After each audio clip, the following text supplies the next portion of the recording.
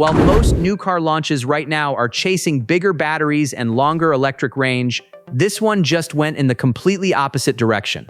A brand new 2026 SUV with an actual diesel engine and an optional factory snorkel. Let's break down the Haval H9 Lihun edition and why this is a genuinely rare combination in today's market.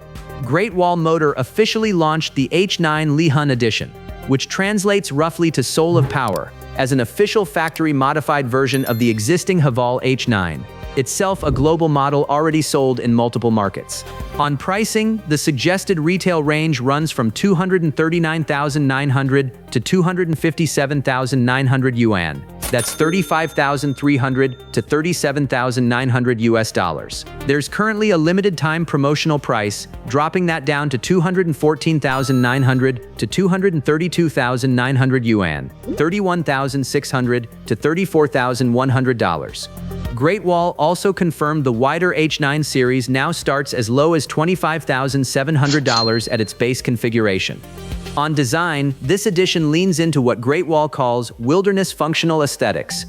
That means a new matrix grille, light blade daytime running lights, and a mecha-style hood with a raised dual-ridge design. It rides on 18-inch wheels, branded armored blade, wrapped in 265 by 65 all-terrain tires. Inside, the cabin uses a lava red color scheme with soft touch materials throughout. The smart cockpit runs on Coffee OS 3, centered around a 15.6-inch, 2.5K resolution touchscreen.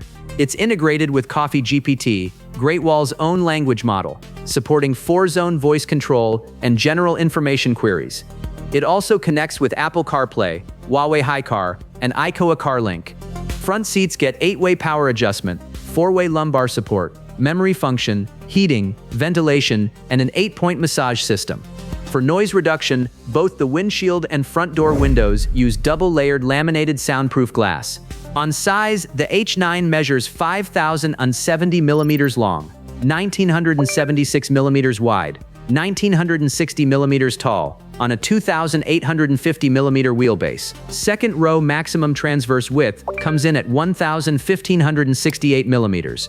Cargo space starts at 791 liters, expanding to 1,814 liters with the second row folded flat.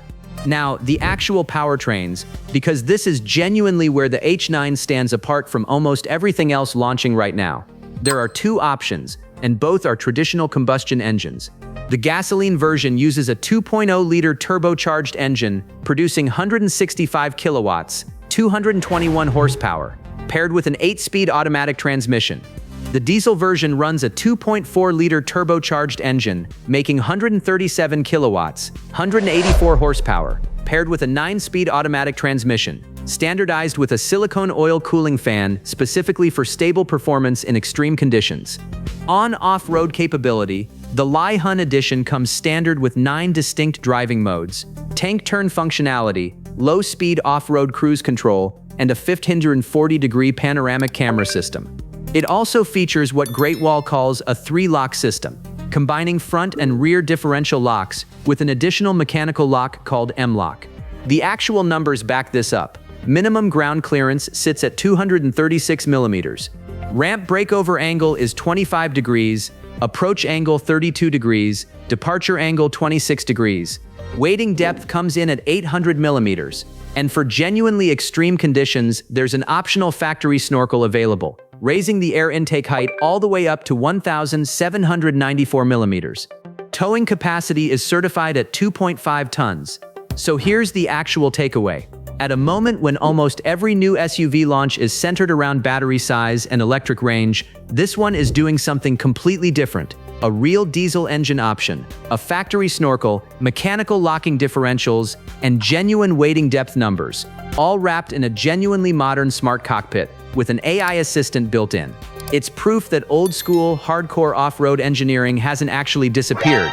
It's just becoming a lot rarer, and increasingly, coexisting with the same tech you'd expect in an EV. Do you think diesel off-roaders like this one still have a real place in a market shifting this hard toward EVs? Or is this genuinely one of the last of its kind? Let me know what you think in the comments.